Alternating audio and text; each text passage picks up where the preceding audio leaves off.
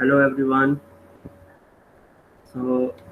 Today we will discuss some numerical problems based on what we have studied until now in Unit 3rd of your syllabus of thermodynamics and statistical physics.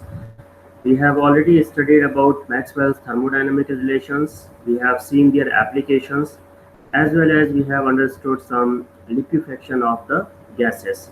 So today's objective of the lecture is to acquire the understanding about the implementation of concepts related to Maxwell's thermodynamic relations to the practical problems. There are several thermodynamic problems which are based on Maxwell's thermodynamic relation. So the outcome after attending today's lecture will be that you will be able to solve the practical problems based on studied principles related to the Maxwell's relation. Okay. So before going to the numerical problems, it is important to recall these relations, their applications, as well as other topics. So we have already discussed these topics in detail in my other lectures, in the other videos which are already uploaded in the YouTube channel of Suresh Gyan Bihar University School of Applied Sciences. If you want to understand these topics in detail, you can go through these videos. So the first thing is we have studied about Maxwell's thermodynamic relation. If you see, the first relation is of general topic. It's a general type relation which gives the relationship between S, T, P and V with the other two generalized variables x and y. We can replace these x and y by different sets of different variables like pressure, volume, entropy or temperature. Okay, so this is the general relation del T upon del Y at constant x into del S upon del x at constant y minus del P upon del Y at constant x into del V upon del x at constant y equals to del T upon del x at constant y into del S upon del Y at constant x minus del P upon del x at constant y into del V upon del Y at constant x. Now we can replace this x and y by two different variables, two different sets of variable, and according to that we get four fundamental Maxwell's thermodynamic relation, and the other two are also known as Maxwell's relation, but these 4 and 2 depends on the set, how we make the set of these variables. For first 4 we make the set of mechanical variable and thermal variable. So one should be mechanical variable, that means P and V, and other one should be the thermal variable. But here in this case we are separately taking mechanical variable and thermal variable. So according to this is one set and this is second set. So according to this we get two relations. The first relation is del T upon del V at constant entropy equals to minus del P upon del S at constant volume. Second relation is del S upon del V at constant temperature equals to del P upon del T at constant volume. The third one is del T upon del P at constant entropy equals to del V upon del S at constant pressure. And the fourth fundamental relation is minus del V upon del T at constant pressure equals to del S upon del P at constant temperature.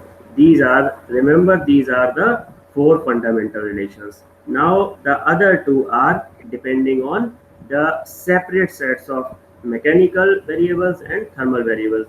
So the first one is based on mechanical variables P and V, and the second one is for the thermal variables S and T. So the first one is del T upon del P at constant volume into del S upon del V at constant pressure minus del T upon del V at constant pressure into del S upon del P at constant volume, that is equals to 1.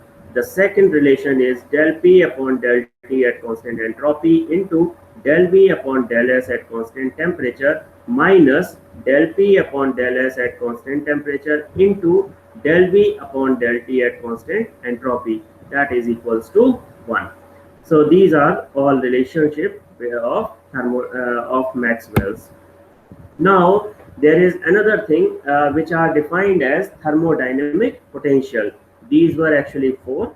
One is internal energy, second is Helmholtz free energy function, third one is enthalpy, and fourth is Gibbs free energy function, or we call it directly Gibbs function. So these are given by these four equations. Actually, this is nothing but the form of first law and second law of thermodynamics. We can derive this equation very easily from the application of first law of thermodynamics and second law of thermodynamics. It is saying du equals to T into ds minus P into dV. If you see this, this is nothing but equals to dq, and that is actually second law of thermodynamics. And first law of thermodynamics is nothing, du equals to dq minus dw, and we already know that dw can be written as P into dV. So this is a combination of first and second law and can be defined as internal energy function. U is a internal energy function and du is the internal energy change of any system going from state 1 to state 2.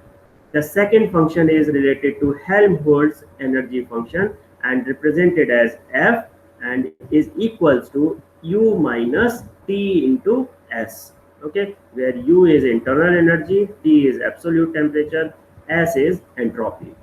The third function is enthalpy, which is very important function of any system and can be represented by this equation, which is equals to U plus P into V, where U again internal energy, P is the pressure, and V is the volume of the system. The last function is Gibbs free energy function, which is given by U minus Ts plus PV. Here again all the terms have been defined already in these equations, so no need to repeat it. Now important relation between the Gibbs free energy function and the Helmholtz free function is given by this equation, which is G equals to F plus PV. The second important interrelation between these functions is between enthalpy H and Gibbs function G. So H equals to G plus Ts. These two also need to remember in addition to these four potential functions. Okay, now the next one is relationship between the thermodynamic potential, that is U, F, H and G, with their variables. Variables are what? These are S, P, V and T. So we have derived these relations and are summarized here as follows. So the variables are S, P, T and V. These have to write in terms of thermodynamic potential, that means U, F, H and G. So that's what we have written. Entropy is given by minus del F upon del T at constant volume equals to, that can also be written as minus del G upon del T at constant pressure. So you can see this entropy can be written in terms of Helmholtz function and Gibbs function. The second relation is for temperature, which can be written as del U upon del S, internal energy, and entropy at constant volume equals to del H upon del S. So that is enthalpy. So these two forms can be written for temperature. The third relationship is for the pressure, which can be represented by minus del U upon del V at constant entropy equals to minus del F upon del V at constant temperature. So pressure is directly related to internal energy and Helmholtz free energy function. The volume can be represented by enthalpy term and Gibbs free energy term. So V equals to del H upon del P at constant entropy equals to del G upon del P at constant temperature. Okay, so these all relationship you need to remember. Let us go for the next topic which we have studied, and that was actually very important topic as a application of Maxwell thermodynamic relation, as well as it was a very important technique to produce low temperature. We could produce very low temperature using this technique, and when it is combined with the regenerative cooling, that times we achieve extremely low temperature using these two techniques. Now, so what is the Joule-Thomson cooling? the theory can be seen in my other lecture, but here are some important formulas which you need to remember. The temperature change or the cooling effect can be represented by the fall in temperature. So that fall in temperature can be represented as a temperature difference between the initial state to final state, and that can be represented mathematically as dt equals to 1 upon Cp into T into del V upon del T at constant pressure minus V, outside bracket is dP. If we rearrange this, we can write in other form also, because during Joule-Thomson cooling effect, there is no change in enthalpy. We have seen this while we were discussing it in detail. So if enthalpy remains constant, that means we can write this equation in another form, that is del T upon del P at constant enthalpy equals to 1 upon Cp into T into del V upon del T at constant pressure minus V, and that term can be represented as mu, and mu is known as Joule-Thomson coefficient. Okay, here Cp is the specific heat at constant pressure. So now we can write it another form by using alpha. Okay, so we are writing here is dt equals to B upon Cp equals to alpha t minus p into dp, where alpha is, or alpha into B can be written as del B upon del T at constant pressure. You can study more about alpha in my other lecture given on Joule-Thomson cooling effect.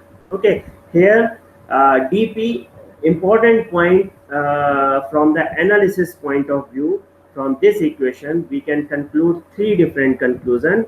That means whether Joule-Thomson cooling effect will occur or not. If we do the same process for particular cases, it sometimes gives the heating effect. When we discussing this Joule-Thomson cooling, we said for hydrogen and helium, if we talk about hydrogen and helium, it gives, these gases gives the heating effect rather than the cooling effect when it is performed at room temperature. The initial temperature is kept at room temperature. So how we can get this? It actually depend on this term alpha T. Here dP represents a fall in pressure in porous plug experiment, and it is always negative quantity. So because you see, when the gas passes through the porous plug, the molecules get separated, and because of that, the pressure, ultimate pressure of gas is reduced down. That means reduced down means this dP should be negative all the time.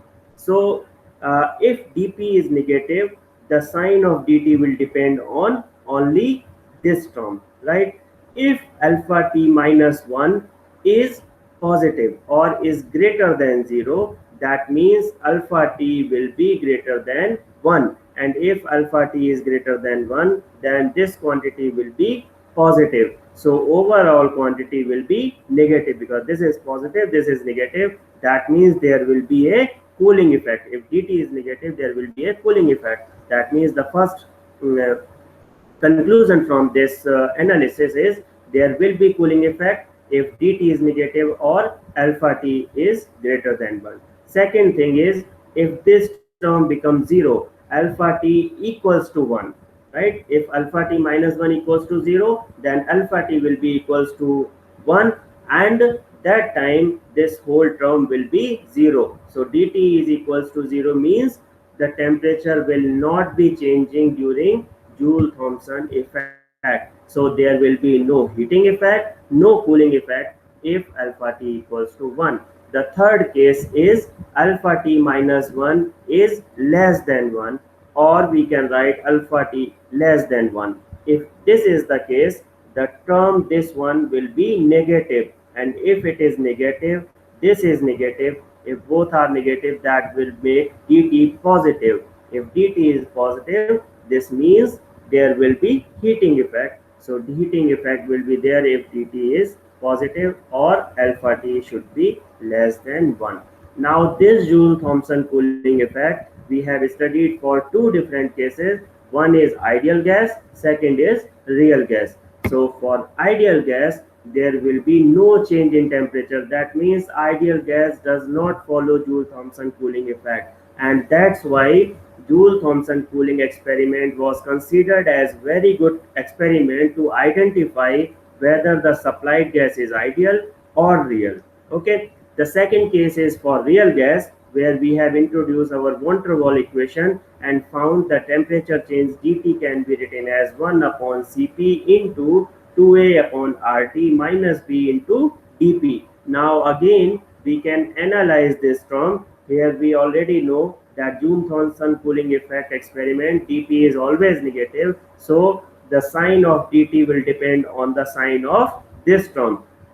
If 2A upon RT minus 1 is positive or 2A upon RT is greater than B, in that case what will happen? T should be less than 2A upon RB, and then if it is positive, it is negative, the dt will be negative, which means there will be a temperature fall in the process and there will be cooling effect. If we put this term equals to 0, that means 2A upon RT equals to B, or T equals to 2A upon RB, then dt will be 0. There will be no change of temperature. If it is the opposite case, if we make this negative, that means 2A upon RT minus 1 should be less than 1, should be less than 0. In that case, 2A upon RT should be less than B, or T should be greater than 2A upon RB. In that case, dt will be positive, and positive sign of dt means there will be a heating effect, and that gives a conclusion that when dt is 0, there will be no change of temperature. That temperature where Joule-Thomson effect is 0, that temperature is known as temperature of inversion and can be denoted by Ti, inversion. So that we have put in the subscript of Ti, that is equals to 2A upon RB and known as temperature of inversion. This is all about Joule-Thomson cooling. Then afterwards we have studied two equations that are related to TdS equation. Okay, that was to relate temperature and entropy, because these are the equations which were derived after the TS diagram was introduced into picture. So the equations can be written as T dot ds equals to Cv into dt plus T into del P upon del T at constant volume into dV. Here Cv is the specific heat at constant volume, T is absolute temperature, P and V pressure and volume respectively. The second TdS equation, it was at constant volume condition. Here it is at constant pressure condition. So this equation will become T into ds equals to Cp into dt minus T into del V upon del T at constant pressure into dP. Here Cp is the specific heat of gas or system at constant pressure, right? Now the last topic which we have studied, actually we have studied many topics for the generation of low temperature, but there were no formulas or there were no mathematical terms which need to be remembered. Only one term we introduced during the adiabatic, demagnetization. So this adiabatic, the cooling during adiabatic demagnetization or fall in the temperature can be written as delta T equals to Cv upon 2Cht into h square, where Cv is the Curie constant and Ch is the specific heat at constant enthalpy. Okay, so this is all about the study topic. Now, using all these equations, we will learn how to employ them to practical problems or numerical problems. Okay, let us start with numerical number 1. What it is saying: calculate under what pressure water would boil at 150 degrees centigrade if the change in a specific volume when 1 gram of water is converted into steam is 1676 cc.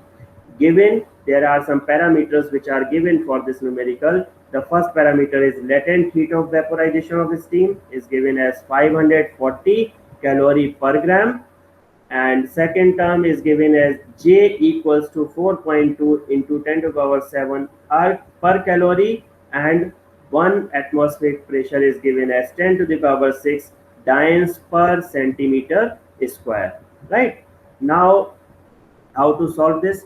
The first way, I have also already told in my previous lectures, that the first thing is to do in numerical, first need to identify what is given and what we have to calculate, right? So the things given are del Q is given. This is 540 into 4.2 into 10 to the power 7. That is latent heat into J. So 540 into 4.2 into 10 to the power 7 arc. That becomes this quantity. The second thing is volume change is given. So that delta V equals to 1676 cc. The temperature is given at 373 Kelvin, and T dash is 423 Kelvin because it is 150 degrees C, right? The normally water boil temperature is 100 degrees C, so that's why it is 373 Kelvin.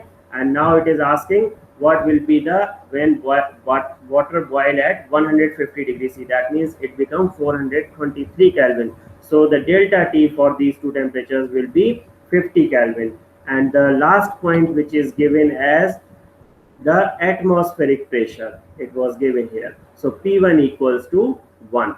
Now they are asking the pressure term. So P2 is asking actually, or we can represent it directly as a P. So now we are introducing our Maxwell's relationship. Maxwell's second thermodynamic relation says del S upon del V at constant temperature equals to del P upon del T at constant volume. Or we can write it, if we multiply both sides by T, it will become T into del S upon del V at constant temperature equals to T into del P upon del T at constant volume. Now you see here, this is our second law of thermodynamics, T into del S. So we can write is del Q upon del V at constant temperature equals to T into del P upon del T at constant volume. Or if we rearrange this equation, we get delta P.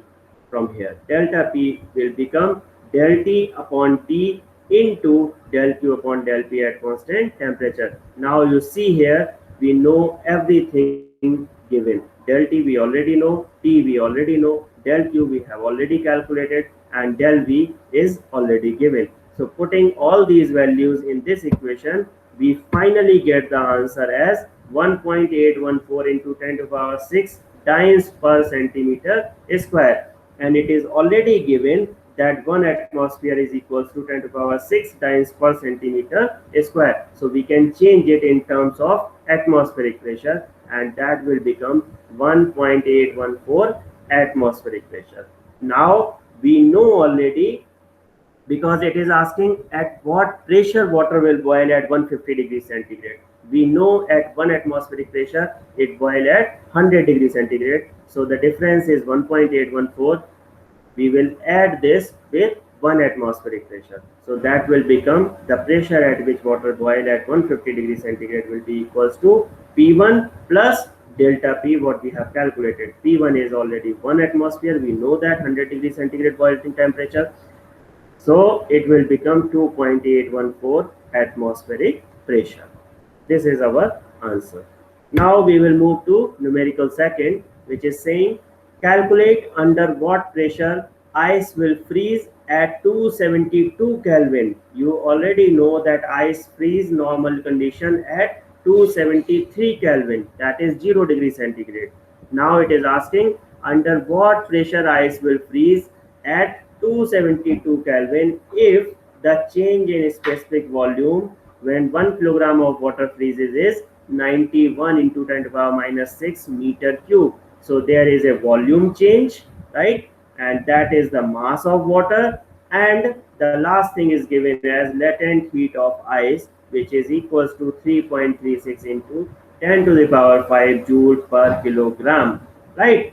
Now how to solve? First we can write everything what is given. Now we know already that freezing point of ice under normal pressure, that is 273 Kelvin, right? So what is the change in freezing point? That is dt equals to 273 minus the given temperature 272 Kelvin, that will be 1 Kelvin. And what is the change in volume? That is V2 minus V1, which is given by 91 into 10 to the power minus 6 meter cube. Now we already have studied about Clausius-Clapeyron equation, which is the application part of Maxwell's thermodynamic relation. So what was that relation? dP upon dt equals to L upon T into V2 minus V1.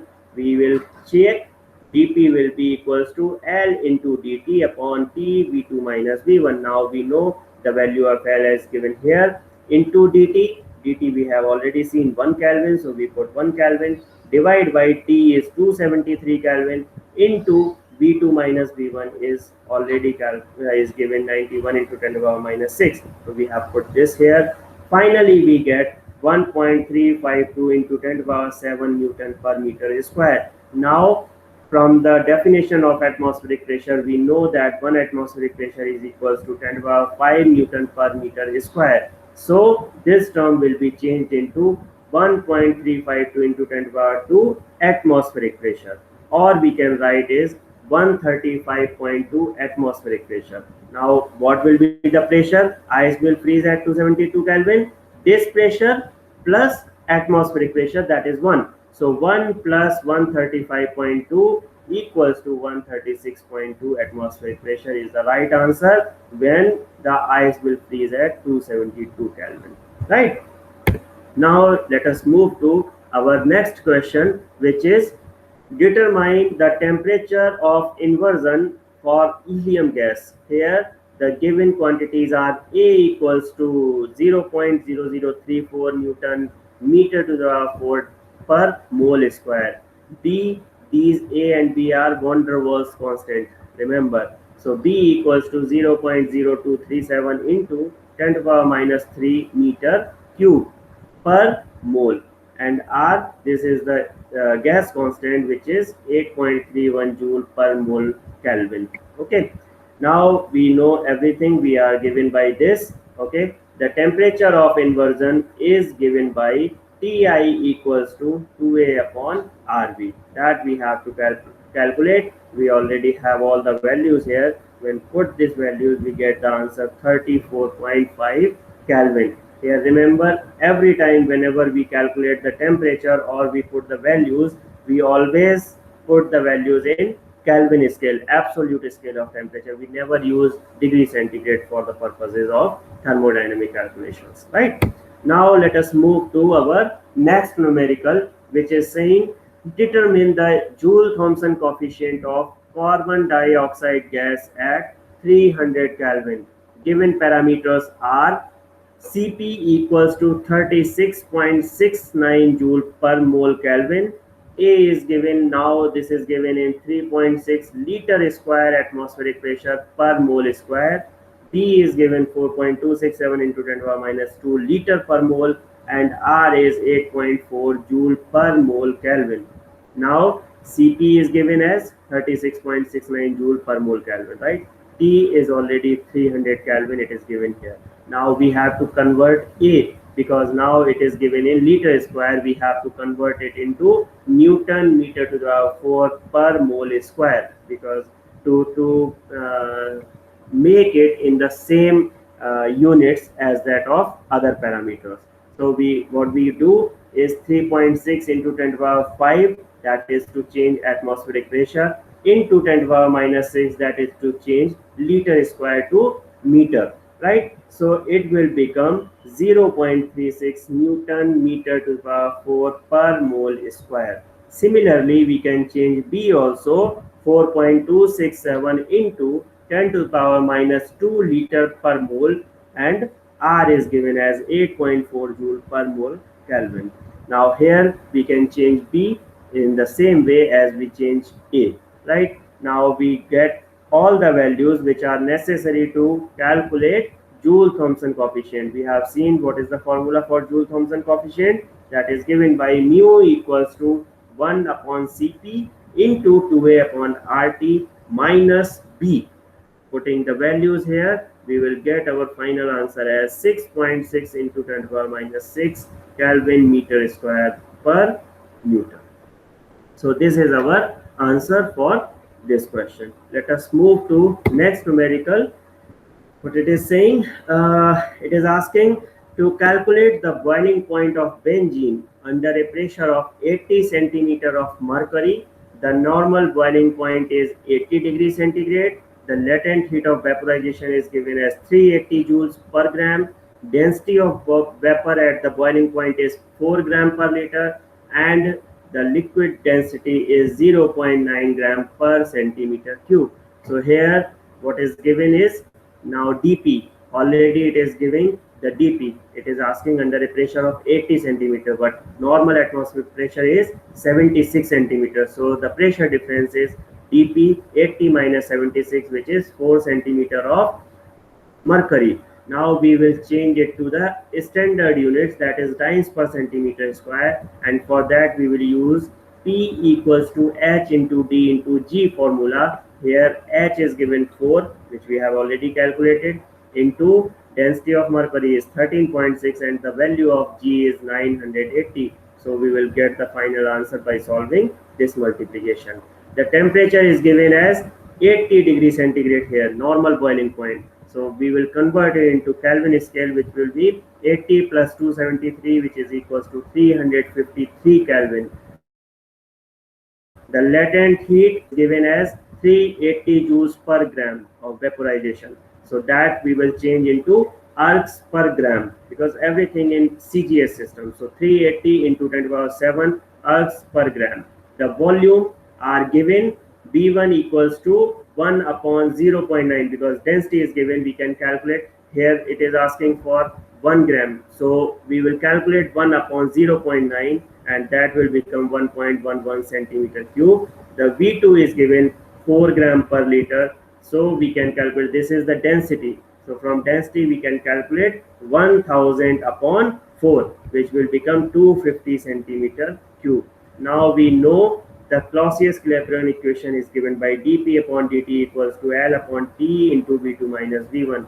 Now it is asking the boiling point, calculate the boiling point. From here we can find the temperature difference. So dt equals to dP into T into V2 minus V1 upon L. If we put all the values which we have either calculated or has been given here in the question, it can give the answer of 1.233 Kelvin, or we can change it to centigrade also, because we have to add it into the final answer. So 80, thus the boiling point of benzene at a pressure of 80 centimeter at G equals to 80 plus 1.233 centigrade, because it was given in 80 degrees centigrade, and since this is dt, the Kelvin will be similar to degree centigrade scale. It is just the difference, so the difference will not change. Otherwise, if it is only absolute temperature, then we need to minus 273 to convert it into degree centigrade. Anyway, so the final boiling point of that will be 80 degrees C plus this temperature difference 1.233. That will give the answer 81.233 degrees centigrade is the boiling point of benzene under pressure of 80 centimeter of Hg. Let us move to the next question. This is not exactly the numerical, but it is a kind of the question, logical question, which is using the Clausius-Clapeyron equation actually, right? So now that was Clausius-Clapeyron equation was the first equation of latent heat, right? But now this is the this is asking to deduce the second latent heat equation of Clausius. And what is that? C2 minus C1 equals to dL upon dt minus L upon T, where C1 and C2 represent the specific heats of the liquid and its saturated vapor, and where L is the latent heat of vapor. Now we have to derive this, we have to deduce this equation.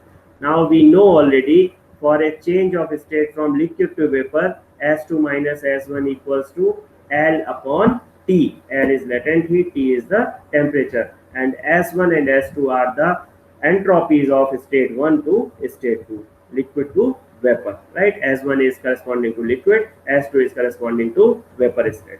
Now if we differentiate this equation with respect to temperature, what we get is ds2 upon dt minus ds1 upon dt equals to minus L into t to the power minus 2, right? So we will write minus L upon T square, plus if we do the differentiation of L, it will become 1 upon T into dl upon dt. So that's what we have written here. If we calculate this, if we rearrange this, we will get T into ds2 upon dt minus T into ds1 upon dt equals to minus L upon T plus dl upon dt. Now, if you look at this equation, T into ds2 can be written as dq2. Similarly, T into ds1 can be written as dq1.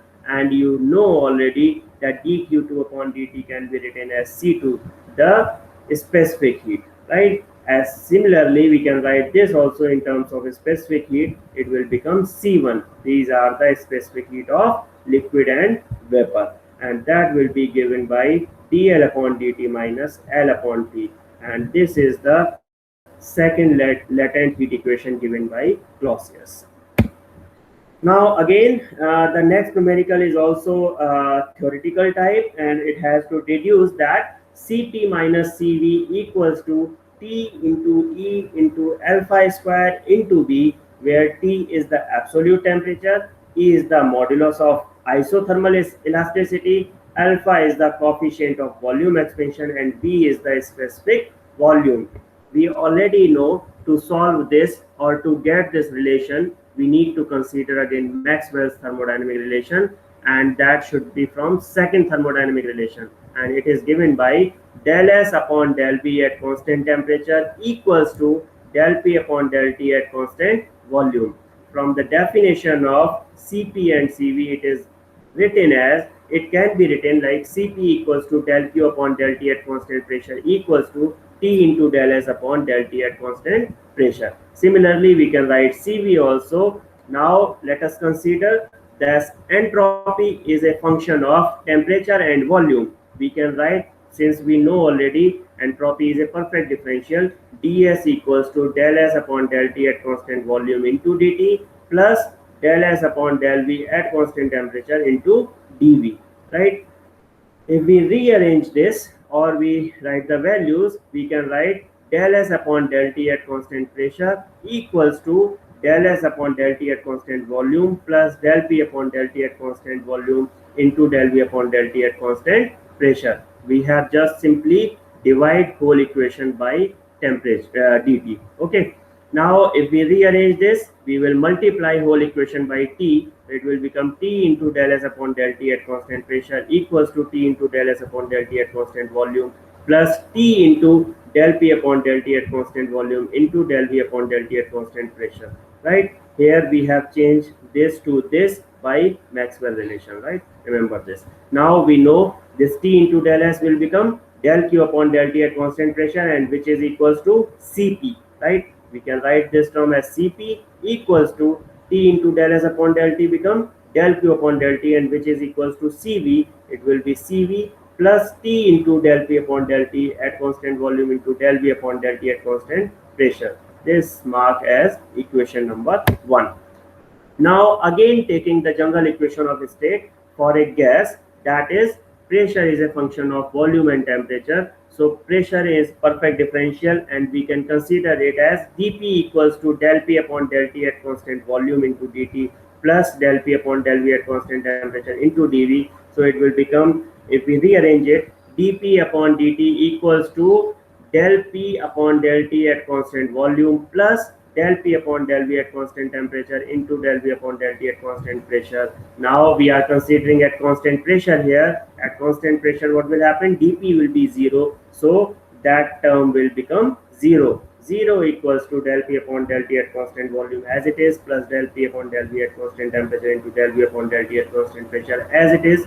Now if we rearrange this, we get del P upon del T at constant volume equals to minus del P upon del V at constant temperature into del V upon del T at constant pressure. Now if we substitute this, the value of del P upon del T at constant volume in equation 1, what we get is Cp minus Cv equals to minus T into del P upon del V at constant T into del V upon del T square at constant pressure.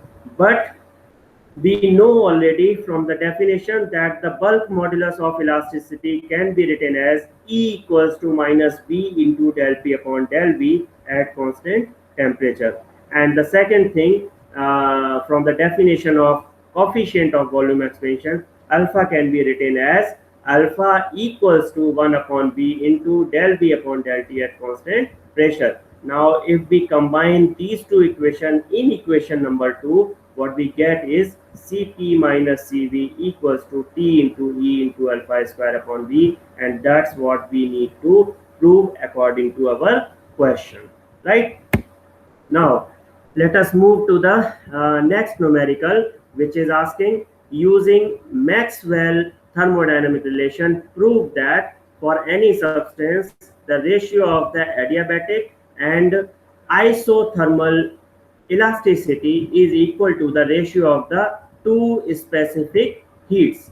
Okay, so from the definition, we already know that isothermal elasticity can be written as Et equals to minus B into del P upon del V at constant temperature, and adiabatic elasticity can be written as Es equals to minus B into del P upon del V at constant entropy.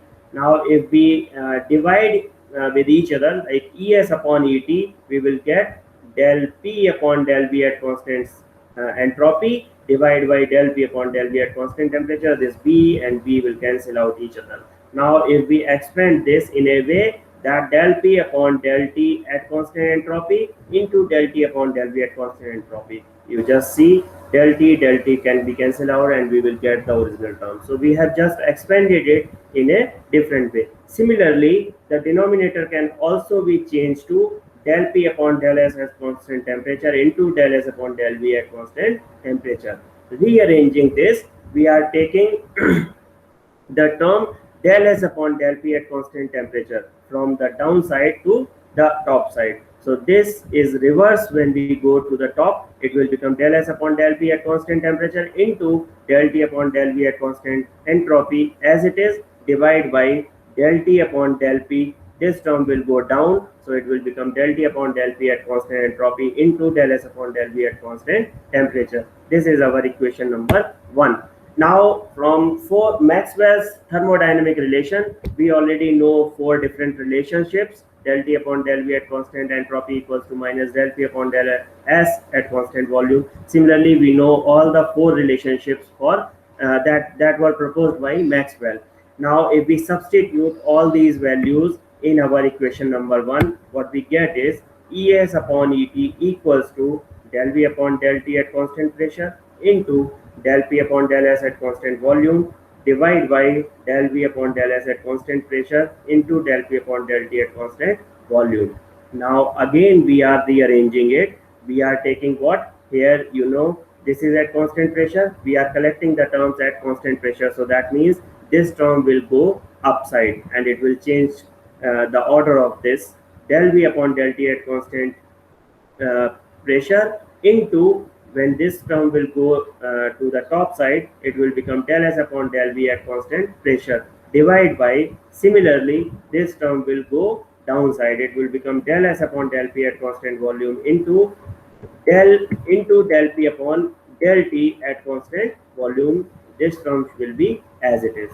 Okay. Now we can, since these are at same conditions at constant pressure, we can again combine this term and this term separately. So it will become Es upon Et equals to del S upon del T at constant pressure. If you look at this equation, del V can be cancelled out and it will become del S upon del T, and similarly here del S upon del T at constant volume.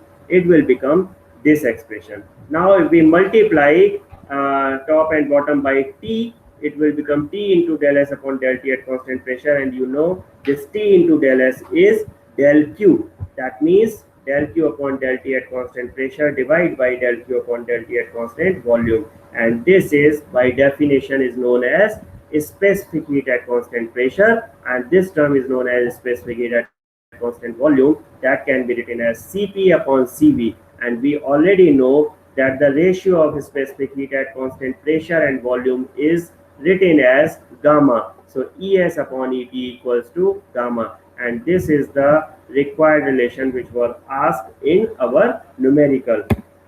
Now the last question, this is not the last one, I guess one more question is there. Yes. if we ask in the numerical, using Maxwell's thermodynamic relation, prove that the ratio of the adiabatic to the isobaric coefficient of expansion is 1 upon 1 minus gamma. So adiabatic volume coefficient of expansion alpha S equals to 1 upon B into del V upon del T at constant entropy. That is our equation 1. Similarly, isobaric volume coefficient of expansion can be given by alpha P equals to 1 upon B into del V upon del T at constant pressure.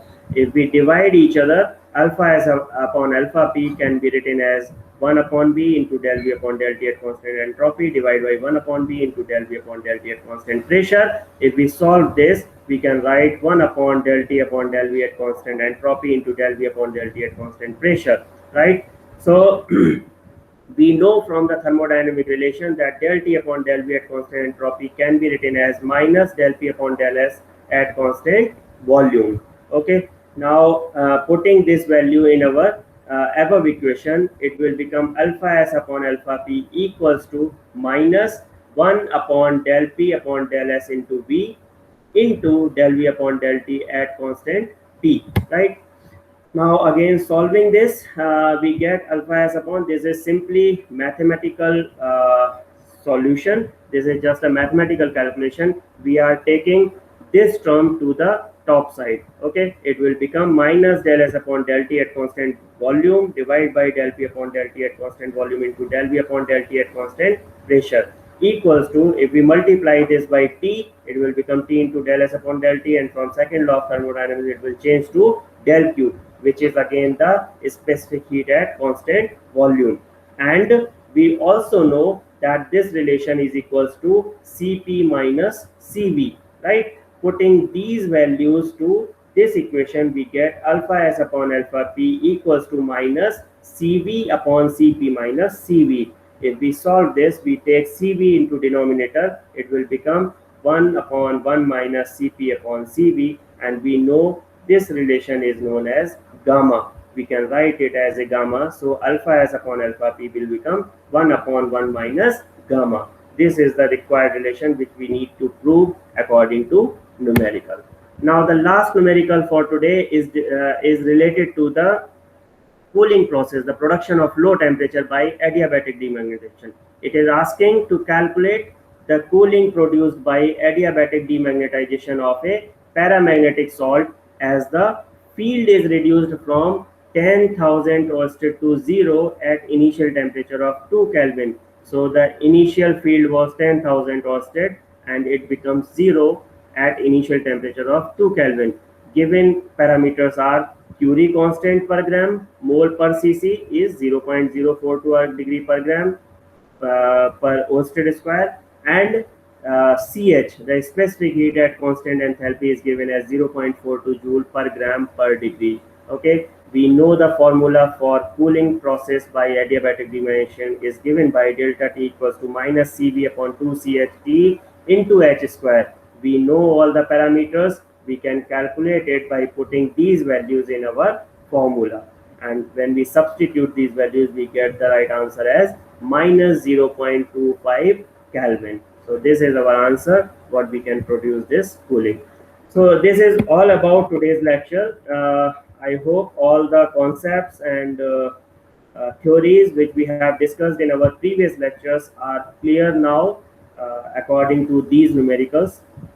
If you have any doubt, any questions, you can write these in comment box given in our YouTube channel of Suresh Gyan Bihari University School of Applied Science. You can personally send email to me also. I would be happy to answer all the queries from you. Thank you for your attention. Thank you for